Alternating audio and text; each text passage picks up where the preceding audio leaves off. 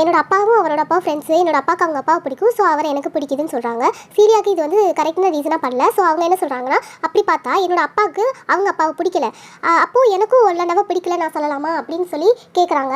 உடனே ரோஸ்லின் இருந்துட்டு இல்லை எனக்கு அவரை பிடிச்சிருக்கு, நீயும் அவரை பிடிச்சிருக்குன்னு தான் சொல்லணும், அவர் மேலே நீயும் பாசம் தான் வைக்கணும் அப்படின்னு இவங்க 2 பேரும் பேசிக்கிட்டே இருக்கும்போது டியூக் ஃபெட்ரிக் வந்து என்டர் ஆகுறாங்க. ஆனதும் அவர் என்ன சொல்கிறாருன்னா, ரோஸ்லின் இங்கேருந்து நீ உடனே வெளியில் போகணும், இனிமேலும் இந்த பேலஸில் உனக்கு பிளேஸ் கிடையாது அப்படின்னு சொல்கிறாரு. ரோஸ்லின் அதுக்கான ரீசன் கேட்குறாங்க. ஆனால் அவர் என்ன சொல்கிறாருன்னா, சிம்பிளாக நீ டியூக் சீனியரோட பொண்ணு, அது ஒன்று போதும், உன்னை இங்கேருந்து அனுப்ப அப்படின்றாங்க. சீரியா எவ்வளவோ அவங்க அப்பாவை கன்வின்ஸ் பண்ண ட்ரை பண்ணியும் அவரோட அந்த டிசிஷன்லேருந்து அவர் சேஞ்ச் ஆகவே இல்லை. கண்டிப்பாக ரோஸ்லின் இங்கேருந்து போய் ஆகணும்னு சொல்லிட்டு அவர் அங்கேருந்து போயிடுறாரு.